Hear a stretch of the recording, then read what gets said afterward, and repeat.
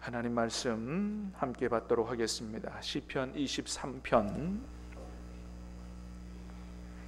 구약성경 시편 23편입니다.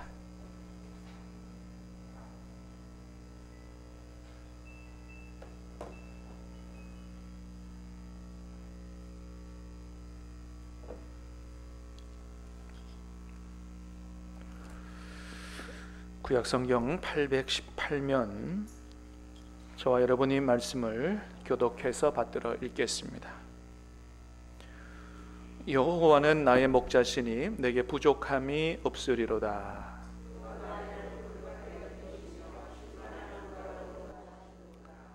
내 영혼을 소생시키시고 자기 이름을 위하여 의의 길로 인도하시는도다.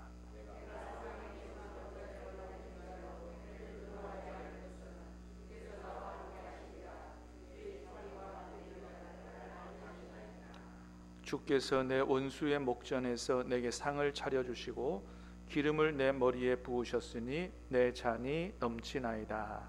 내 평생의 선하심과 인자하심이 반드시 나를 따르리니 내가 여호와의 집에 영원히 살리로다. 아멘.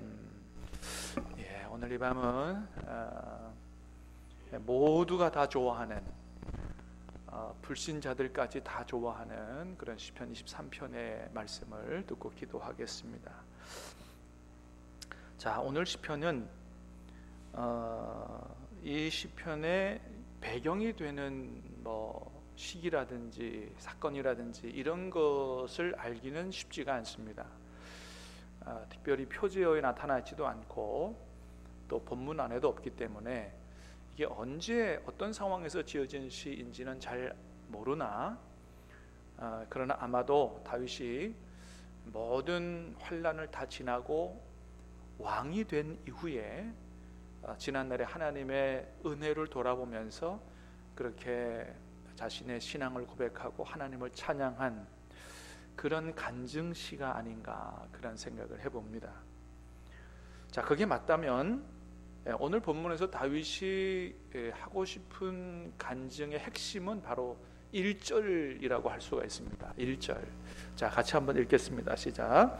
여호와는 나의 목자시니 내게 부족함이 없으리로다. 여호와는 나의 목자시니 내게 부족함이 없으리로다. 한마디로 말하면 자기가 하나님을 자기 인생의 목자로 삼았더니 부족함이 없게 해주셨다라는 것이죠. 결국 이 말을 하고 싶은 거예요. 하나님이 나의 목자가 되시니까 내가 부족함이 없는, 여러 가지로 사실은 다윗은 어려움을 많이 겪었죠. 파란만장한 삶을 살았습니다. 그럼에도 불구하고 하나님을 자신 인생의 목자로 삼았더니 부족함이 없는 삶을 살게 해주셨다. 여러분, 이 다윗의 고백은 다윗이 어디 책에서 배운 게 아니고요, 자기의 인생 가운데서, 삶 가운데서 직접 경험을 토대로 나온 고백이기 때문에 하나님께 드리는 굉장히 진실된 그런 신앙 고백이 담겨있는 그런 고백이죠. 하나님은 나의 목자시니 내게 부족함이 없으리로다. 여러분, 다윗이 어렸을 때 양을 치는 목동이었죠. 양을 치는 목동이었기 때문에 양과 목자와의 관계를 누구보다도 잘 알았던 사람이에요. 그래서 자신과 하나님과의 관계를 이렇게 돌아보니까 딱 목자와 양의 관계와 똑같더라, 이걸 깨달은 거죠. 그리고 자신의 경험을 바탕으로 하나님이 이런 분이고 우리가 그 하나님을 목자로 삼으면 이런 복을 받게 된다는 것을 자기가 몸소 체험하고 간증한 것이 오늘 시편 23편이라고 할 수가 있습니다. 여러분, 간절히 바라기는 여호와는 나의 목자시니 내게 부족함이 없으리로다, 이것이 다윗의 고백만이 아니고 저와 여러분의 고백이 될 수 있기를 주님의 이름으로 축복합니다. 그래서 우리가 설교라든지 성경 공부라든지 성경을 통해서 배운 하나님 말고 거기서만 그치면 안 되고 그 하나님이 나의 하나님이 되도록. 여호와는 누구의 목자세요? 여호와는 목사님의 목자시니가 아니고, 여호와는 장로님 목자시니가 아니고, 여호와는 나의 목자시니 내게 부족함이 없으리로다. 이렇게 고백하고 간증할 수 있는 우리 신함께 모든 성도님들 되시기를 주님의 이름으로 축복합니다. 그거를 목표로 삼으시기를 바랍니다. 여러분, 하나님이 살아계신 줄 믿습니다. 하나님 우리 삶을 인도하시는 줄로 믿습니다. 우리 삶을 역사하시는 줄로 믿습니다. 하나님을 경험할 수 있다는 것이죠. 그리고 살아계신 하나님을 경험한 사람이 얼마나 많아요. 하나님의 살아계셔서 말씀하시는 그 음성을 들은 사람들이 얼마나 많아요. 여러분, 한번 이렇게 그 핸드폰 가지고 나중에 이영표, 축구선수 이영표 간증을 한번 검색해서 들어보세요. 그 이영표 씨는 아주 불신자 중에서도 불신자였던 사람이에요. 기독교를 굉장히 비판적으로 봤던 사람이고, 근데 그러다가 나중에 주님을 만나게 되고 자기에게 말씀하시는 주님의 음성을 분명히 듣고, 그가 유럽 구단에 가게 된 경위도 하나님의 음성을 들었는데 그 그대로 된 거예요. 한번 나중에 들어보시길 바랍니다. 자, 요는 여러분, 하나님이 책에 나오는 하나님 아니고 무슨 화석같이 굳은 하나님이 아니고, 우리 믿음의 성도들의, 믿음의 조상들의 삶 속에서 살아 역사하셨던 하나님이 오늘 저와 여러분의 인생에도 살아 역사하시는 줄로 믿고 경험하고 하나님의 인도를 따라가 우리도 이렇게 고백할 수 있게 되기를 주님의 이름으로 축복합니다. 자, 그렇게 다윗이 하나님을 목자로 삼고 살았더니 어떤 복을 받았다고 간증합니까? 자, 2절부터 좀 천천히 보겠습니다. 2절 시작. 그가 나를 푸른 풀밭에 누이시며 쉴만한 물가로 인도하시는도다.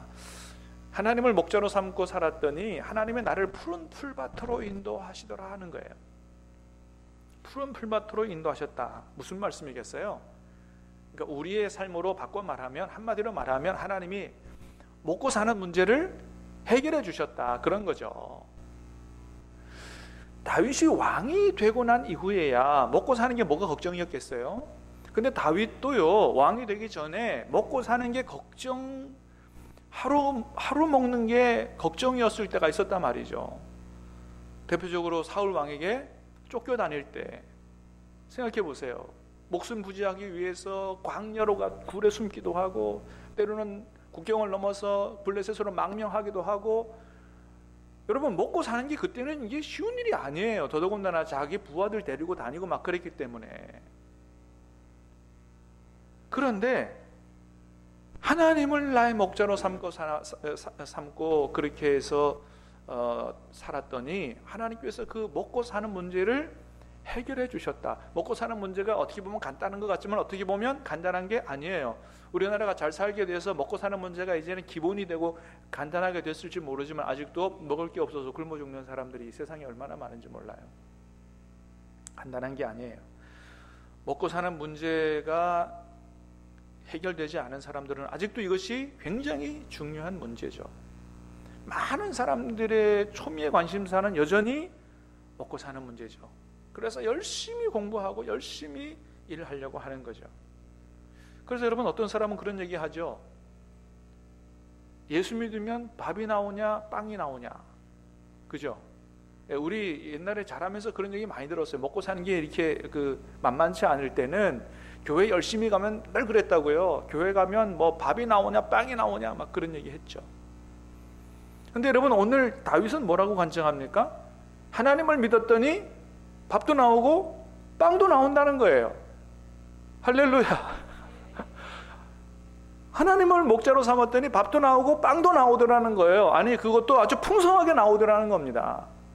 하나님께서 자신을 먹고 살기 힘든 이런 상황 속에 도망다니는 도망자의 신세인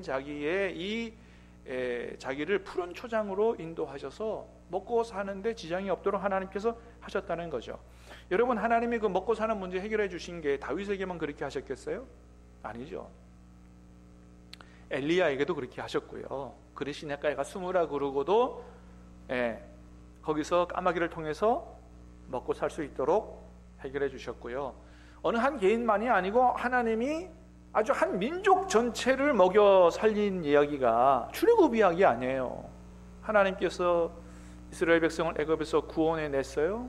구원해 내서 젖과 꿀이 흐르는 땅으로 금방 데려가신 게 아니고 광야로 데려가셨습니다. 광야는요, 먹을 게 하나도 없는 데예요. 먹을 게 없는 것만 아니고 농사도 지을 수 없는 땅이에요.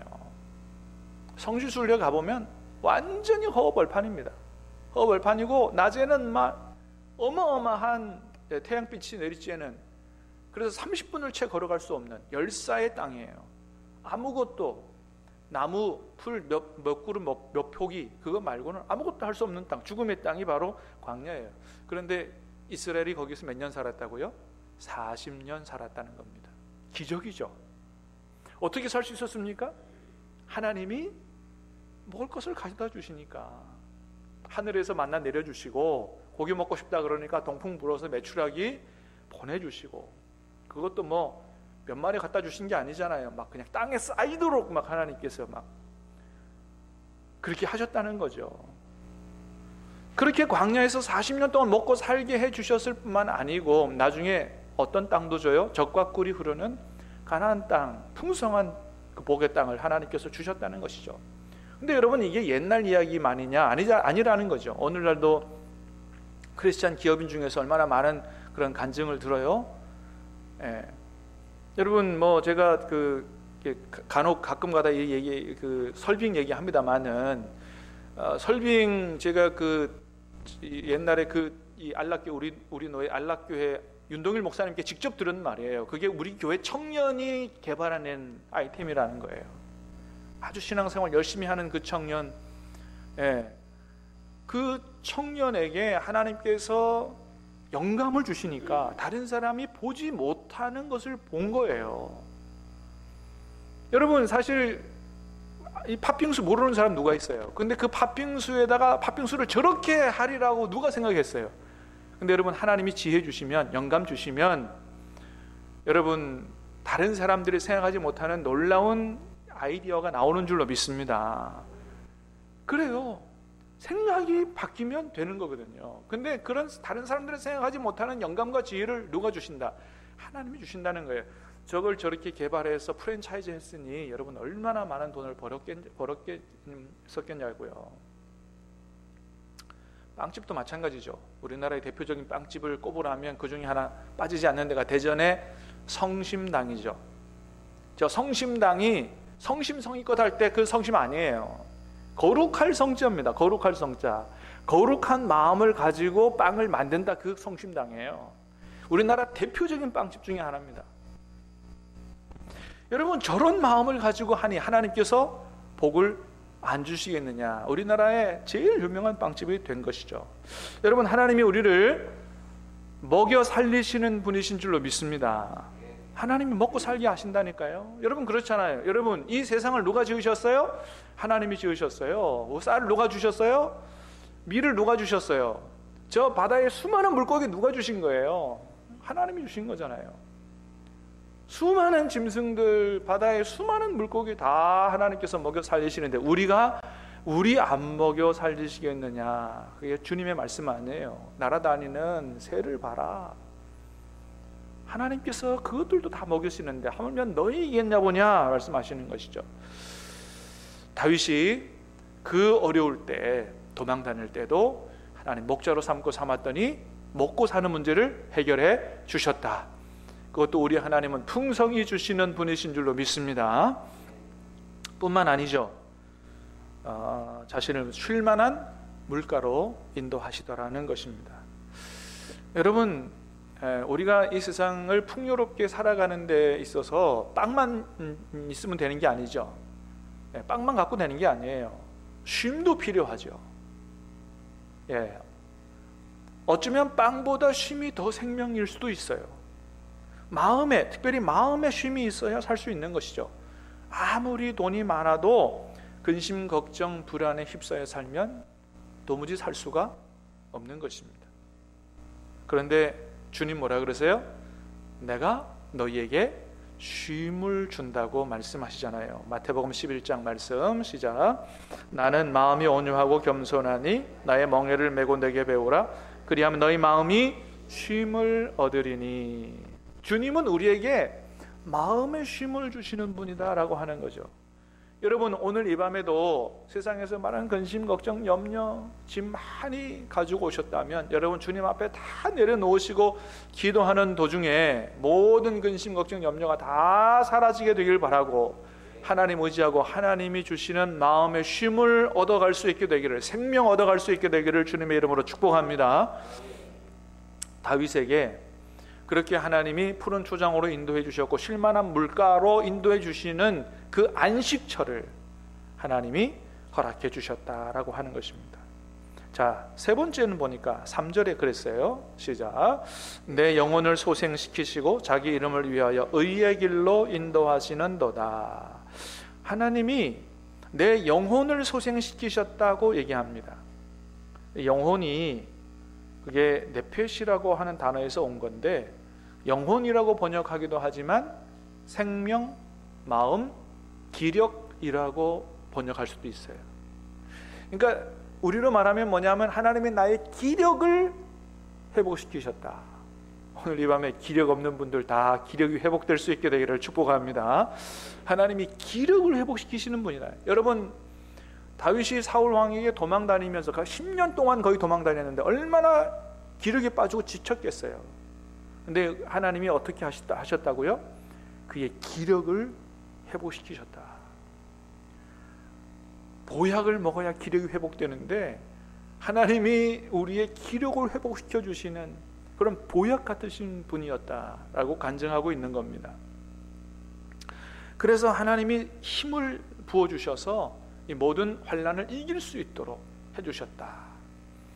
그러니까 여러분, 우리 하나님이 이런 분이에요. 우리의 육신의 필요도 아시고 채워주시고, 또 우리의 마음에 쉼이 있어야 될 것도 아시면서 우리의 마음에 쉼과 평안도 허락해 주시고, 또 지친 영혼 새 힘을 얻어 일어설 수 있도록, 기력이 회복될 수 있도록 도우시는 보약 같으신 분이 바로 나의 하나님이셨다라고 다윗이 간증하고 있는 거죠. 요한복음 10장 10절에서 예수님이 이렇게 말씀하십니다. 시작. 내가 온 것은 양으로 생명을 얻게 하고 또 풍성히 얻게 하려는 것이라. 하나님이 어떤 분이시냐? 우리에게 생명 주시기를 원하시는 분이다. 여러분, 우리에게 생명 주신 분이 하나님이시잖아요. 하나님은 우리에게 생명 주셔서 살기를 원하시고, 단순히 그냥 기직맥진해서 살기 원하시는 것이 아니고 생명을 주시되 풍성히 주셔서 활력이 넘치는 삶을 살게 하시기를 원하시는 분이, 바로 그것을 위해서 예수님이 오셨다고 말씀하십니다. 사랑하는 여러분, 오늘 이 밤에 주님 품에 안겨서 기도하는 동안에 주님께서 지친 우리에게 기력을 회복시켜 주시는 그런 은혜가 충만하게 임할 수 있게 되기 바라고, 새 힘 얻어 주님과 함께 일어서는 복된 밤 될 수 있게 되기를 주님의 이름으로 축복합니다. 다윗이 그런 걸 경험했고 간증했으니 나에게도 그렇게 해달라고 여러분 기도하시길 바랍니다. 네 번째는 의의 길로 인도하셨다 그랬어요. 자기 이름을 위하여 의의 길로 인도하시는도다. 하나님은 우리를 바른 길로, 의의 길로, 사는 길로 인도하시는 분이다 라고 하는 것입니다. 여러분, 가만 생각해 보면 우리가 똑똑한 것 같아도 사실은 우리가 한 치 앞도 제대로 내다보지 못하는 그런 한계적인 존재죠. 우리 앞날을 다 내다볼 수 있다면 여러분 걱정 하나도 없죠, 그죠?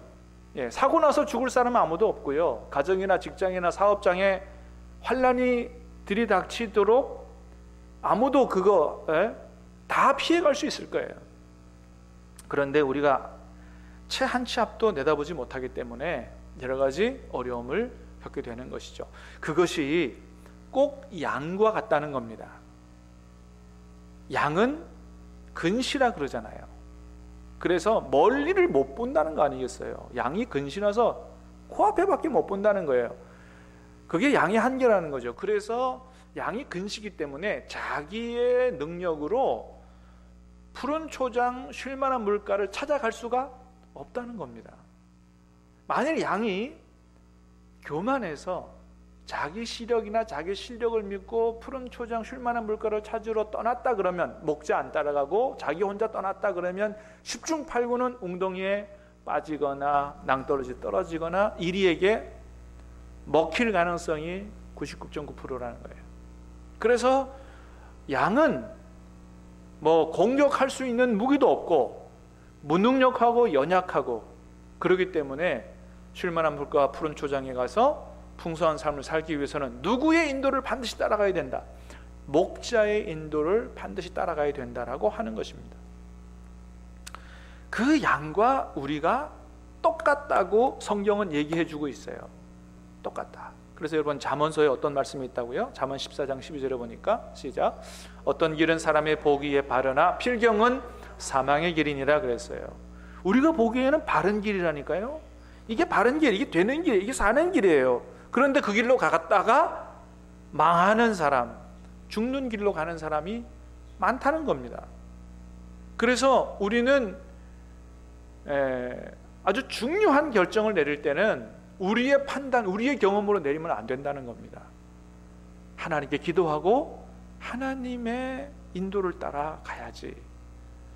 사랑하는 여러분, 우리는 한계적인 존재이기 때문에 얼마든지 위험에 빠질 수 있다. 그러나 우리의 앞도 알고 뒤도 아시는 하나님께서, 우리가 나아가야 될 길과 방향을 정확히 아시는 하나님께서 웅덩이에 빠지지 않도록, 낭떠러지에 떨어지지 않도록 우리를 선한 길로, 의의 길로 인도해 주실 줄로 믿고, 저와 여러분들은 하나님의 인도를 따라갈 수 있게 되기를 주님의 이름으로 축복합니다.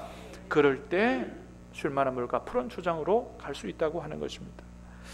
자, 하나님이 그렇게 인도하신다는 거예요. 자, 4절 시작. 내가 사망의 음침한 골짜기로 다닐지라도 해를 두려워하지 않을 것은 주께서 나와 함께 하심이라. 주의 지팡이와 막대기가 나를 안위하시나이다. 내가 사망의 음침한 골짜기로 다닐지라도, 여러분, 그렇죠? 우리가 살다 보면 정말로 사망의 음침한 골짜기로 지날 때가 있습니다. 인생을 이제까지 살면서 한 번도 그런 어려움을 안 겪은 사람은 없을 거예요. 그리고 앞으로 그런 길을 한 번도, 이제 아직 앞으로는 다시는 안 가고 꽃길로만 간다 보장도 없어요. 정말로 견디기 힘든 사망의 음침한 골짜기로 지나가면 보통은 이럴 때 주위 사람들이 다 떠나게 되지요. 친구도 떠나고요, 동료도 떠나고, 직원도 떠나고, 그래서 안 되지만 간혹 가족들도 떠나는 경우가 있습니다. 그래서 혼자 남을 때가 있어요. 많은 경우에 사람들이 이렇게 될 때 극단적인 선택을 하지요. 이제 아무도 없다, 방법도 없고 사람도 없고. 자, 그러나 여러분, 다윗의 간증을 들어보시길 바랍니다. 그때에도 하나님은 나와 함께 계셨다. 할렐루야. 그때에도 하나님이 나와 함께 계셨다는 거예요. 여러분, 하나님이 어디 다윗 곁에만 계셨겠어요? 누명 쓰고 감옥에 들어간 요셉 곁에도 계셨고요, 모함 받아가지고 사자굴에 떨어진 다니엘 곁에도 계셨고요, 용광로에 떨어진 다니엘의 친구들 가운데도 계셨습니다. 여러분, 주님이 저와 여러분과도 언제나 함께 계시는 줄로 믿으시길 바랍니다. 주님이 약속하셨어요. 우리 안에 오신 성령은 영원토록 우리를 떠나지 않으시고 함께 계시겠다. 구약시대 때는 이스라엘 백성들이 죄를 짓고 회개하지 않고 그 죄가 쌓이면 하나님이 떠나셨어요. 하나님이 떠나시니까 이스라엘의 멸망이 들어온 거거든요. 그런데 예수님 안에서 새 언약 백성이 되고 예수님 안에 구원받은 백성들에게 오신 성령은 이후에 우리가 죄를 져도 떠나지 않으시겠다고 약속하셨습니다. 할렐루야. 이 복음 중에 복음 아니에요? 옛날 이스라엘 백성들은 하나님이 떠나셨다니까요. 하나님의 영이 떠나시니까 멸망이 왔어요. 소망이 없다는 거죠. 근데 하나님은 예수님 안에 구원한 우리 이게 최종적인 하나님의 백성들이기 때문에 더 이상은 떠나지 않으시고 영원히 우리와 함께 계시기 때문에, 그래서 뭐라 그랬어요? 성령을 근심하게 하지 말라고 말씀하시는 겁니다. 죄를 지어도 떠나지 않으시고, 죄를 지면 성령께서 서글퍼하시고 근심하시기 때문에 그렇게 하지 말라고 말씀하시는 거예요. 주님께서 우리와 언제 어디서나 함께 계시겠다고 말씀하셨습니다. 그렇습니다, 여러분. 그 선한 목자 되신 하나님이 다윗과 함께 계셔서 악한 것들이 다윗을 무너뜨리지 않도록 막대기와 그죠? 지팡이와 막대기를 가지고 인도하셨다 그랬잖아요. 막대기는 뭐예요? 사나운 짐승이 올 때 목자가 그것을 가지고 사나운 짐승을 물리치는 그런 역할을 한 거고, 지팡이는 잘못 나가는 양들 탁탁탁 쳐가지고 제대로 갈 수 있도록, 바른 길 갈 수 있도록 하는 것이죠. 그렇게 어려울 때 악한 것들이 다윗을 삼키지 못하도록 막아주셨고 보호해 주셨고, 막대기로 보호해 주셨고 지팡이로 바른 길 갈 수 있도록 인도해 주셨다. 이게 다윗이 경험한 선한 목자 되신 하나님이시다. 우리의 삶에도 주님께서 그렇게 막대기로 보호해 주시고 지팡이로 인도해 주실 줄로 믿습니다. 그뿐만이 아니에요. 5절입니다. 시작. 주께서 내 원수의 목전에서 내게 상을 차려주시고 기름을 내 머리에 부으셨으니 내 잔이 넘치나이다. 주께서 내 원수의 목전에서 상을 차려주시고, 내 원수에 쓰인 말이요 복수형이에요. 분사적 복수형이라 그래요. 이건 뭐냐 하면 원수들이 아주 지속적이고 끊임없이 다윗을 죽이려 했다는 거예요. 사울 왕에게 10년 쫓겨다녔다 그랬죠. 그 어려움이 언제 끝날지 모르는 거예요. 긴 터널이죠. 끊임없이 달려들었어요. 자, 그런데도 하나님께서 늘 함께 해주셨고, 나중에 결국은 어떻게 하셨어요? 원수의 목전에서 상을 차려주셨다. 이 상은 밥상을 얘기합니다. 잔치상을 얘기해요. 여러분 한번 머리에 그림을 그려보세요. 내 원수가 나를 잡아먹으려고 했던 그 원수와 대적이 바라보는 앞에서 크게 잘 돼가지고 잔치상을 차려가지고 거기서 아주 연회를 하면서 얼마나 원수가 볼 때 배가 아프겠어요. 그러니까 무슨 얘기예요? 하나님께서 결국에 하나님을 목자로 삼고 사는 그 인생은 그 원수 앞에서 하나님이 상을 차려주셔서 아주 극적인 승리와 충분한 보상을 해주신다라고 하는 겁니다. 사울 왕을 죽일 기회가 있었지만은 하나님의 뜻대로 산다고 죽이지 않았어요. 하나님을 목자 삼고 하나님의 뜻대로 인도해 가니까 나중에 하나님께서 다 보상을 해주시더라. 할렐루야. 아주 극적인 승리로 충분히 보상해 주셨다. 기름을 내 머리에 발라주셨다는 거죠. 이스라엘 사람들에게 있어서 아주 중요한 손님이 오면, VIP가 오면 머리에 기름을 발라주는 풍습이 있다 그러잖아요. 하나님께서 다윗을 그렇게 아주 존귀하게 대해주셨다라고 하는 것입니다. 그래서 다윗이 이렇게 고백합니다. 6절 마지막 절 시작. 내 평생의 선하심과 인자하심이 반드시 나를 따르니 영원히 살리로다. 그러니까 그런 은혜가 한 번 내에 그치는 게 아니고요. 어떻게 된다고요? 그런 선하심과 인자하심이 평생에 반드시 나를 따를 거라고 다윗은 아주 확신하고 있어요. 하나님이 주시는 그런 은혜가 한 번에 끝나는 게 아니라 두 번에 끝나는 게 아니라 내 평생에 임하게 될 거다. 그래서 나는 영원히 하나님과 함께 살고 싶다라고 하는 그런 고백을 하고 있는 것입니다. 사랑하는 여러분, 다시 한번 축복합니다. 이 고백이 저와 여러분의 고백될 수 있게 되기를 주님의 이름으로 축복합니다. 그런데 이런 고백이 우리에게서 흔치 않다는 거죠. 왜 그래요? 어떤 목사님이 그랬어요. 그런 이유는 우리는 우리의 삶의 목자가 너무 많기 때문이다. 하나님만 목자로 삼은 게 아니고 돈도 목자로 삼고 믿을 만한 사람도 목자로 삼고 또 내 경험도 내 능력도 목자로 삼고 그러고 살아가기 때문에 이런 경험을 할 수가 없는 거다. 오늘 본문의 시편의 축복은 정말 하나님을 자기 인생의 목자로 삼은 사람이 받는 축복이다라고 하는 것이죠. 이 시편 23편을 저도 그렇습니다만은 주로 언제 설교를 많이 하냐 하면 임종시에 이 설교를 많이 합니다. 세상을 떠나지만 하나님께서 함께 하실 거고 하나님께서 인도하실 거라고, 하나님이 당신을 푸른 초장과 쉴만한 물가로 인도하실 거라고 이렇게 취지해서 설교를 많이 합니다. 그런데 여러분, 이 시가 과연 우리가 세상 떠날 때만 우리에게 필요한 시인가? 그렇지 않다는 것이죠. 마지막 세상 떠날 때만이 아니고 지금부터 여러분 주님을 우리의 목자로 삼고 그 목자된 선한 목자 되신 주님께 우리의 모든 인생을 내어 맡기고 의지하며 그분의 인도를 따라 그렇게 삶으로 말미암아 오늘 다윗이 고백한 이 신앙 고백과 간증이 저와 여러분에게서도 다른 사람 앞에 우리 자녀들에게 나올 수 있는 그런 간증이 될 수 있게 되기를 주님의 이름으로 축복합니다. 우리 같이 찬양하고 기도하겠습니다. 선하신 목자, 날 사랑하시는 분,